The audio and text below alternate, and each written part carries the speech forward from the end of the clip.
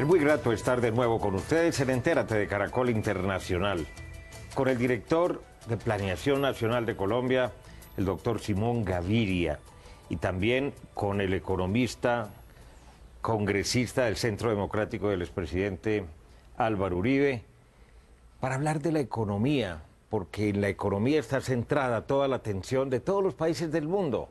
Los gobiernos no se caen tanto por ideologías, eso sucedió en el pasado, ahora se caen es por la economía. Y es un hecho que la expectativa de crecimiento del Producto Interno Bruto para el presente ejercicio del año 2015 se ha venido rebajando de ese optimismo del 4.5% para Colombia, el 4.2, 3.8, 3.7, 3.5, 3.2. Y por eso el gobierno, para frentear una mayor generación de empleo, hay la perspectiva de que se generen en estos próximos años cerca de 322.000 nuevos empleos, le va a inyectar a la economía cerca de 16.8 billones en estos próximos 4 años, que ya estaban contemplados, pero que se van a meter en una serie de sectores, en lo que se llama el PIPE 2, el Programa de Incentivos para la Producción y el Empleo, a ver si realmente la economía detiene su relajación, su desaceleración y vuelve a crecer como sucedió con el PIPE número 1. Doctor Simón, bienvenido. Muchas gracias, Darío. Efectivamente, lo que está haciendo el gobierno en este propósito es tomar una serie de medidas de corte keynesiano, medidas que estimulan la demanda, de tal manera que nosotros podamos reactivar la economía de manera importante. Recordemos que hay un antecedente del PIPE 2, el PIPE 1, que fue supremamente exitoso. Estábamos en una coyuntura económica parecida y a través de las medidas que se tomaron en el PIPE 1 de manera exitosa, la economía repuntó, generó empleo. Frente a una coyuntura económica similar, estamos tomando medidas similares para poder repuntar crecimiento económico y sostener el buen crecimiento de empleo que tiene el país en este momento. Nos acompaña el senador Iván Duque Márquez, especialista en este tema y que adicionalmente nos ha acompañado también en otros programas de Entérate de Caracol Internacional. ¿Usted cree en ese plan? ¿No le puede pegar a la inflación, pues vea, que en este momento preocupa mucho pues también? Vea, doctor Darío, yo a este plan, a este PIPE 2, le he cambiado el nombre. Yo lo llamo Plan de Impulso de la Popularidad y las Encuestas. A mí me parece que el plan no trae nada nuevo, me parece que no hay una inyección fresca de recursos, son recursos que ya estaban o en el presupuesto, que ya eran programas que venían en curso. Le doy ejemplos. El programa de infraestructura escolar, que se anuncia con 5 billones de pesos, era un programa que ya estaba en el plan plurianual de inversiones, estaba en el plan de desarrollo. Lo que se trata de hacer acá es anticipar algunos de esos recursos, que me parece que eso no está del todo mal, pero no creo yo que sea una inyección fresca. Entre otras cosas, esa inversión solamente la vamos a empezar a ver a partir del año 2016. El tema de incentivos tributarios al sector turístico, en el sector hotelero, que es tener 0 impuesto de renta para todos aquellos proyectos hoteleros que empiecen antes del 2017, eso viene de mucho tiempo atrás y está en curso en este momento. Lo que tiene que ver, por ejemplo, con cero arancel para la importación de maquinaria, es una medida que está vigente hasta agosto de este año, lo que se está haciendo es mantenerla. Pero ¿por qué no le veo a esto tanta credibilidad? A mí me preocupa una cosa cuando hablamos de palabras grandilocuentes del PIPE 1, que fue exitosísimo, maravilloso. No, yo creo que hay cosas que son preocupantes también del PIPE 1. Miremos el desarrollo industrial. Con el PIPE 1 se anuncia en abril del 2013. En el 2013 la industria creció menos del 1%. En el 2014 menos del 1%. Sector agrícola creció el año pasado el 2.3% y jalonado por 3 subsectores más que por una visión integral. Entonces yo creo que este plan, pues como anuncio, trata de generar algo de expectativa y positivismo, pero yo no creo que el plan como un todo sea capaz de reactivar la economía dadas las fallas estructurales que hay. Pérdida de confianza en la industria, pérdida de confianza del consumidor, asfixia tributaria, y creo que el gobierno debería estar pensando más en lo estructural que en lo coyuntural. Hay unas cosas muy importantes para aclarar. Una cosa es si yo me voy a gastar 1 billón cada año, por ejemplo, en el ejemplo de infraestructura, 1 billón en el 15, en el 16, en el 17 y el 18. Y otra cosa es si yo traigo a través de este esquema todo ahora, todo en este momento y empiezo a ejecutarlo todo ya. Entonces, si bien estaba previsto en el plan plurianual de inversiones que en el 16 iba 1 billón, que en el 17 iba 1 billón, Como yo lo estoy trayendo todo ahora, el impacto sí es muy grande. Pero ¿dónde van a salir esos recursos? Eran esos recursos ya previstos dentro del marco de inversión, y lo que yo estoy haciendo es, me los voy a gastar desde el 15 en vez de esperar hasta el 18 para poderme Pero esa gastar. plata existe. Esa plata existe, está fiscalmente dentro del marco de gasto y marco fiscal de mediano plazo, y lo que yo estoy haciendo es trayendo las vigencias futuras del futuro ahora para poder estimular la economía. Y también hay recursos frescos, y en esto hay algo muy especial que nos pasó, fue que cuando empezamos con el sistema general de regalías, la modificación, las regiones no tenían los proyectos de inversión listos. Entonces se fueron acumulando saldos, se fueron acumulando saldos. Hoy esos Están en saldos, reservas. esos saldos, claro, se acumularon por cuantías de 4.2 billones de pesos, más una habilitación que vamos a hacer en el FOMPET, que es un fondo de estabilización de deuda pensional. Son 5.3 billones de pesos que entran frescos a la economía, habilitados sin costo fiscal, porque son parte del SGR y simplemente estaban acumulados en ahorro. Pero ¿quién va a garantizar que esos recursos se van a aplicar realmente en proyectos productivos que vayan a estimular la economía? Porque la historia en el país de la regalía, no me refiero solamente en este gobierno, sino en el pasado, ha sido desastrosa. La historia reciente de regalías del país ha venido cambiando mucho. Algunos datos. Hoy representan 25% de la inversión de las alcaldías. El sistema general de regalías representó el año pasado 11% del crecimiento de la economía. Y el ciclo máximo de ejecución de alcaldes y gobernadores es este año. Por lo tanto, al habilitar este descongelamiento de regalías, lo que estamos haciendo es inyectando cifras muy importantes, con altos niveles de ejecución, con un gran control que son los OCADs, y eso debería llevar un estímulo muy importante este año. No lo veo como muy convencido. No, yo creo que hay temas que vale la pena reflexionar. Por ejemplo, en el caso de las regalías. Aquí hay una afectación estructural para el país que se la está produciendo una dependencia en la renta petrolera. Si nosotros miramos el tema de las regalías, 80% de los recursos de las regalías provienen del petróleo. Y el presupuesto bienal, porque se hace para 2 años, que se estructuró el año pasado, yo fui uno de los ponentes, decía que teníamos 18 billones de pesos con un balance inicial de costo del barril, el precio del barril de $97. En este momento están 60. Después se corrigió a 85. Y después también se hizo una corrección nueva a la baja. ¿Cuál es el problema? Que los alcaldes actualmente en ejercicio solamente pueden comprometer hasta el 60% de los recursos de ese presupuesto bienal, porque vienen alcaldes nuevos elegidos el año entrante. Si ellos empiezan a girar hoy ese 60% con un precio del petróleo que no es basado en la realidad, van a quitarle recursos a los próximos alcaldes y gobernadores. El problema ahí es, si vamos a seguir desahorrando para mantener el monto, pensando que la circunstancia de precio es coyuntural, la decisión es una. Pero si estamos ante una situación estructural que nos las da tener un país con 6.6 años de reservas, que nos lo da el hecho de no tener unas cuencas petrolíferas con yacimientos que produzcan más de 40.000 barriles diarios, yo creo que estamos cometiendo un error. Y le digo otra cosa, doctor Darío, que a mí me preocupa. Cuando empezamos a mirar el balance del presupuesto de regalías desde que se hizo la reforma en esta administración, el Fondo de Desarrollo Regional tiene una ejecución inferior al 6%. El Fondo de Ciencia y Tecnología, con el que se pensó hacer esa gran inyección para el estímulo de la innovación regional, tiene una ejecución por debajo del 5%. Entonces, yo no creo que tengamos una gran panacea ahí. Y de otro lado, otra medida que se anunció 4 billones de obra pública en materia de construcción vial. Es la misma que ya había anunciado hace 10 días el vicepresidente. Entonces, reempaquetamos, hacemos como el Marqués de Lampedusa con anuncios que ya se han hecho en el pasado, diciéndole al país que es inyección fresca. Y mire, el primer plan de desarrollo nos muestra que la ejecución de infraestructura fue del 66%, cifras de planeación. Entonces esa plata debe estar resguardada también. Me parece importante hacer unas precisiones. La primera es que la cifra no es 60%, es 50% Se amplió un 10% adicional bianuales. por el Ministerio de Hacienda. Segundo, no. Es porque es la manera de planeación. 50%. Segundo, los saldos, esa ejecución del 5% es una manera de ver lo que es frente a obra terminada. ¿Sí? No en ejecución. Pero en ejecución, si uno le mete ejecución, la cifra es sustancialmente Contratada es distinto a ejecutada. Pero, digamos, 2 tipos de ejecución. Ejecución contratada, ejecución por obligaciones, que es pica y pala, que están construyendo las obras. La cifra es tan alta, simplemente les digo, 11% de la economía colombiana, el crecimiento es por parte del Sistema General de Regalías. Pero entonces, si bien en aquella época, cuando se puso el presupuesto de $84, en el momento que fuimos a hacer el marco de gasto del plan de desarrollo, la canasta Colombia que calculamos era $48 barril.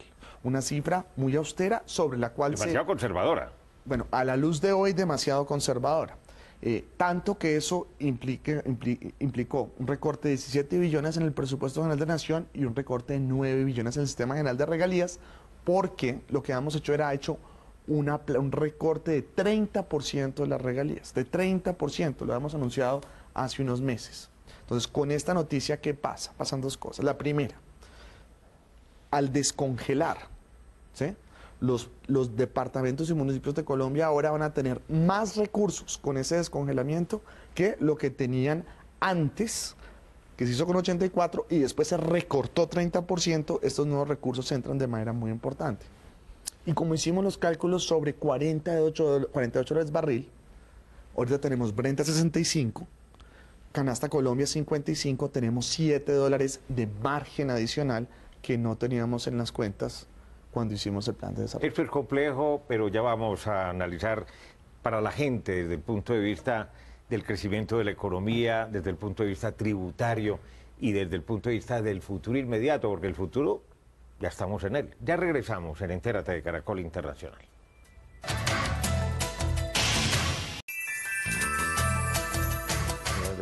Regresamos en Entérate de Caracol Internacional. Hablemos, doctor Iván, del crecimiento del Producto Interno Bruto, del crecimiento de la economía colombiana para el año 2015, porque como lo decíamos al comienzo del programa, evidentemente los cálculos y las perspectivas y las calificaciones y proyecciones de las agencias calificadoras y también de organismos como el Banco Mundial, el Fondo Monetario Internacional, han venido recortando. Sin embargo, yo al director de planeación lo veo bastante tranquilo. ¿Usted está tranquilo? Pues vea, le cuento, Darío. Yo cerré el año 2014 con algo de optimismo, con todo de que habíamos visto que el país pasó de un primer trimestre del 2014 de crecimientos del 6,4 y cerró el año en el 3,5. Yo inclusive para un medio de comunicación que hizo un análisis dije, yo pronto veo que podamos estar en el 3,5 en el año 2015. Pero el comienzo del año, el primer trimestre, me ha preocupado y me han preocupado varias cosas. Primero, el déficit comercial se ha seguido acentuando. El año pasado tuvimos un déficit comercial de más de 6.000 millones de dólares. En el primer trimestre las exportaciones cayeron 30%. Adicionalmente, en ese primer trimestre la inversión extranjera directa cayó 8%, la de portafolio también tiene una caída importante y lo acelera dos elementos. La confianza del consumidor en el mes de abril fue una caída brutal, brutal. Y a eso se le suma una caída en la confianza del sector industrial. Entonces, el DANE, el Departamento Nacional de Estadística, produce un indicador que se llama el índice de seguimiento de la economía, que es muy parecido al comportamiento del PIB, tiene unas diferencias, y en el primer trimestre cerró en el 2,6, que es el arranque más bajo que hemos visto en los últimos 4 años en el comportamiento del PIB. Yo creo que siendo moderado, podemos estar viendo este año crecimientos del 3 en el escenario muy optimista, y yo creo que crecimientos entre el 2 y el 2,5 en un escenario negativo. ¿Y usted, doctor Simón? Bueno, hay una manera diferente de ver las cosas. La primera, sobre el tema de déficit comercial. Hay un hecho que nosotros tenemos que tener muy presente sobre las cifras, que es que la refinería de Cartagena salió de funcionamiento. El impacto de la refinería de Cartagena es impresionante sobre las cifras del país. Primero, es responsable por el déficit de cuenta corriente de por lo menos 0,6% del PIB. Cuando nosotros vemos las cifras industriales, nos preocupa, decreció 0,1%. Cuando vemos las cifras ajustando por el fenómeno de la refinería de Cartagena, la industria colombiana creció 2,3%, creando más de 150.000 empleos. Entonces, ¿qué son las cosas que nosotros vemos que nos preocupan? Naturalmente, la demanda agregada. Nuestro vecindario está débil. El crecimiento promedio de América Latina se proyecta que puede ser tan bajo como el 1%. Estados Unidos, sorprendentemente, bajó su proyección de crecimiento a menos 0,7. Eso nos preocupa. ¿Qué estamos viendo también favorable en la economía? Esta dependencia que teníamos sobre minero energético, se está cambiando los factores de contribución, de crecimiento. ¿Por qué? Porque si bien por el lado fiscal nos pega la caída del precio del petróleo, también la caída del precio del petróleo lleva a una mayor devaluación. No la compensa totalmente. No compensa el efecto fiscal, pero ¿qué estamos viendo en las cifras? desaceleración económica con crecimiento de empleo de manera extraordinaria. Nosotros estamos viendo 3 sectores, el de la construcción, tanto el de obra pública como el de edificaciones civiles, muy robusto en creación de empleo, la industria, muy robusta en creación de empleo, y la agricultura robusta en creación de empleo. Entonces, al cambiar los factores de crecimiento de la economía, estamos pasando de intensivos en capital a intensivos en mano de obra. Y si bien este crecimiento, que va a estar entre 3.5, 3.6, 3.7, 3.8, no es tan robusto como el anterior, sí permea de manera más positiva. Pero vamos a ver qué dice la realidad, porque las diferencias en la apreciación son muy distintas. Yo quisiera decir, hay un par de cosas, Darío. La primera es, si el crecimiento es del 4.5, del 3.8, del 3.5, del 2, del 2.5, pues obviamente cada escenario es distinto. La verdad es que el marco fiscal de mediano plazo, que es la brújula de las finanzas públicas en Colombia, se hizo con un crecimiento del 4.5, se pensó con un crecimiento del 4.5.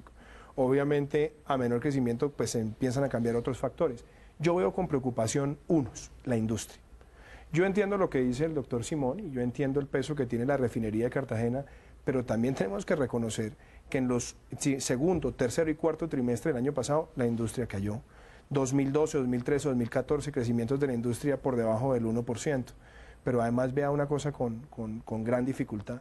La industria en Colombia representa el 12% del empleo, el 11% del PIB, y es un sector que está asfixiado tributariamente. La reforma tributaria del año pasado, se lo dijimos al ministro Cárdenas, el ministro, va a ahogar al sector industrial. Y lo ha ahogado. Y el gobierno no le paró bolas cuando se le dijo eso en el Congreso. Hoy en día eso ha desestimulado la confianza del sector.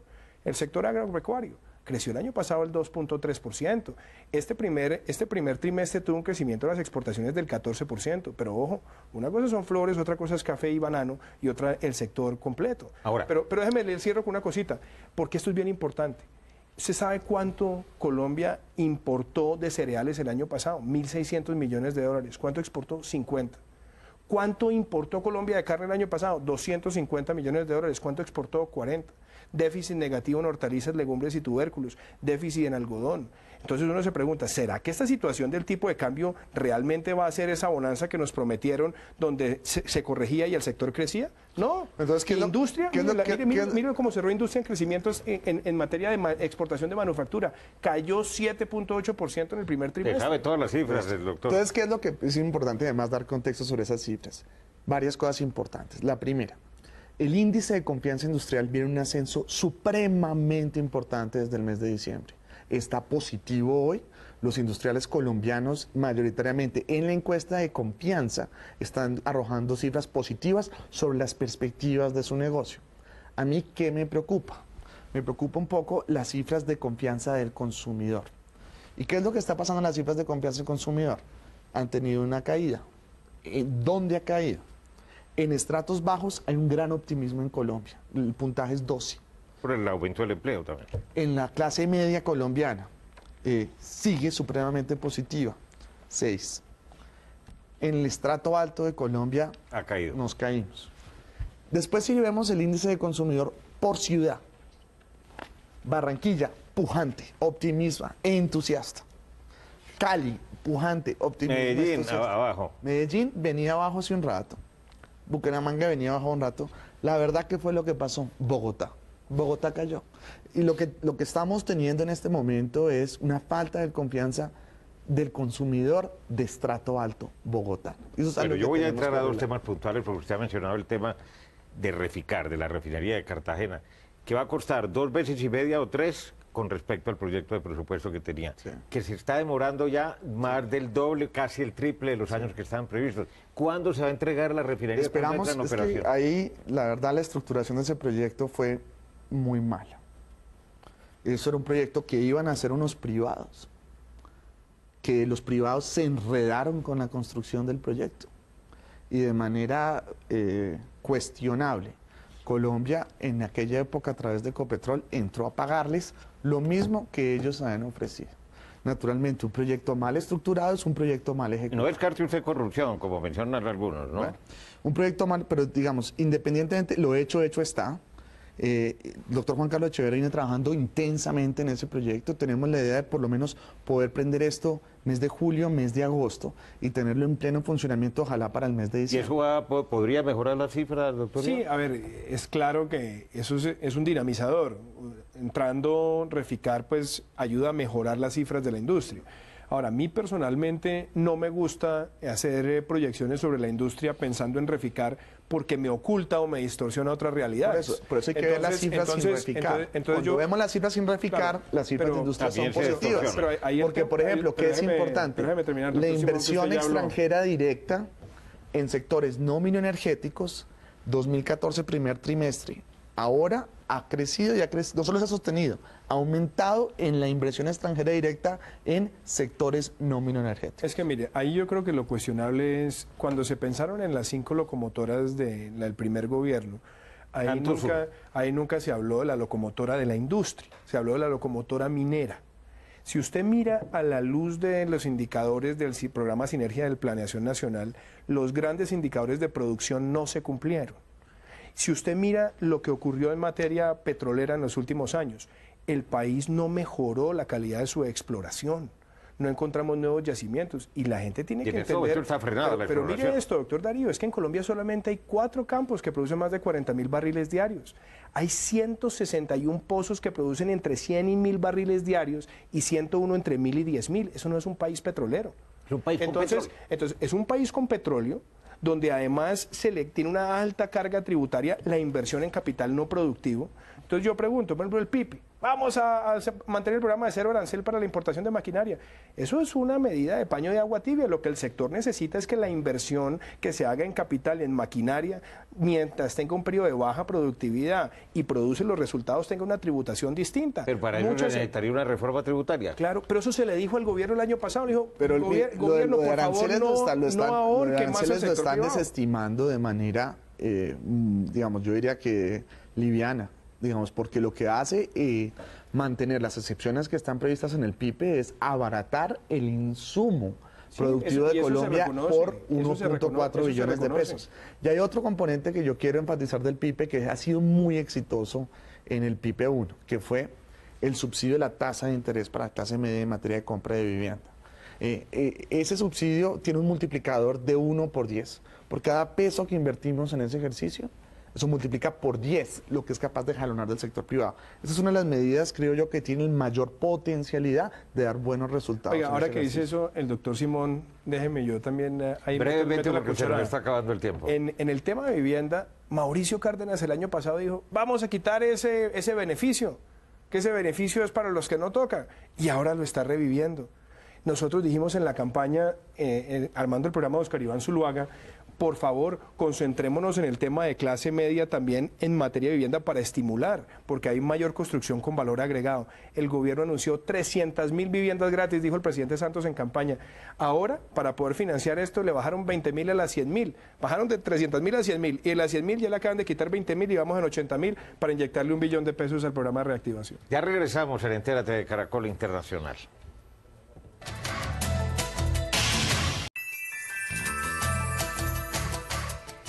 Regresamos en este último segmento con nuestros invitados, el director de Planeación Nacional y el senador del Centro Democrático Uribista, Iván Duque.